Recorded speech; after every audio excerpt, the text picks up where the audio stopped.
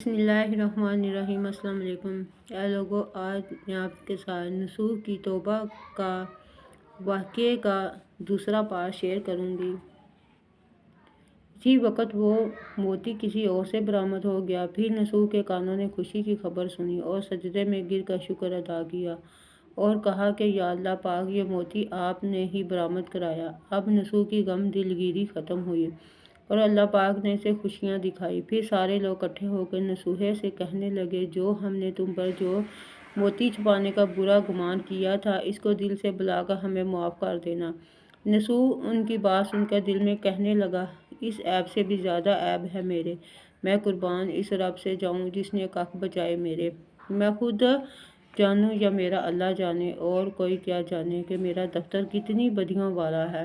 میں شکر گزار اپنے اللہ کا، اور اگر میرے جسم کا لوں بھی شکر ادا کرے، پھر بھی میں اپنے اللہ کا شکر ادا نہ کر سکوں۔ اللہ کا شکر ادا کرتا نسوح وہاں سے روانہ ہوتا ہے اور نہلانے والا کام چھوڑ کر اپنا بیس کو مردانہ کر کے اللہ کی عبادت میں مصروف ہوا اور نیک ہدایت پائی۔ نسوح کے جانے کے بعد شہزادی کی جان لبوں پر آ جاتی ہے، دل میں چین نہ آئے اسے، بہت ہوئی بدحالی، اور شہزادی دوسری کنیزوں کو کہتی ہے کہ بلا کے لاؤ میری وہی غسل کرانے والی۔ پھر شہزادی نسوح کی طرف ایک بندہ بلانے کے لیے بھیجتی ہے۔ وہ بندہ نسوح کو شہزادی کا پیغام دے کر کہتا ہے، چل نسوح، شہزادی نے تمہیں بلایا ہے، تیرے بغیر شہزادی کو اور کوئی نہ بائے نہلانے والی۔ نسوح آگے سے جواب دیتا ہے کہ شہزادی سے جا کے کہنا کہ وہ سامان نہلانے والا اب میرے پاس نہیں ہے، اور اب نہلانے والی کوئی اور رکھ لے۔ میں نے اب کی سچی توبہ، جام صدق کا پیا، شکر ادا کروں میں اپنے رب کا جس نے میرا پردہ فاش نہ کیا۔ اللہ کرے اب مجھ سے کوئی غلط کام نہ ہو، اور اب میری یہ توبہ بھی آخری سانس تک میرا ساتھ دے۔ پھر نسوح سچے دل سے ایسا تائب ہوا، پھر اس نے کبھی گناہ کی طرف جانے کا بھی نہ سوچا، اور پھر وہ اللہ کا ولی بن کر اللہ کی عبادت میں اس دنیا سے چلا گیا۔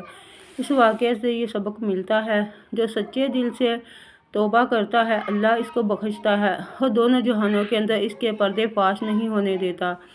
اور ابو ہریرہ سے روایت ہے کہ حضور صلی اللہ علیہ وآلہ وسلم نے فرمایا کہ تہجد کے وقت اللہ تعالیٰ پہلے فلک پر روزانہ تشریف لاتا ہے اور اللہ پاک یہ فرماتا ہے کوئی بخشش مانگنے والا مجھ سے، ہے کوئی جو مجھ سے حاجت طلب کرے، ہے محتاج کوئی جس کی میں حاجت پورا کروں، کوئی سائل جو مجھ سے سوال سنائے، میں اللہ بڑی رحمت والا جو مانگے سو پائے۔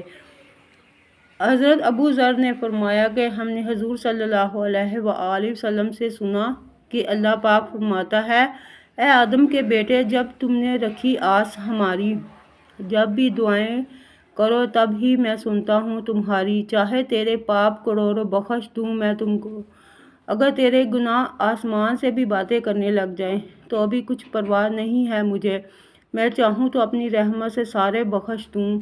اور نادانی میں اگر کوئی شخص سے زمین بھر کے بھی گناہ ہو جائیں، لیکن شرط یہ ہے کہ شرک اور کفر نہ ہو، تو بھی اللہ تعالیٰ سے دعا کرو تو اللہ تعالیٰ بخشنے والا مہربان ہے۔ اگر ویڈیو اچھی لگے تو اس کو لائک کریں، شیئر کریں۔ اللہ تعالیٰ حافظ۔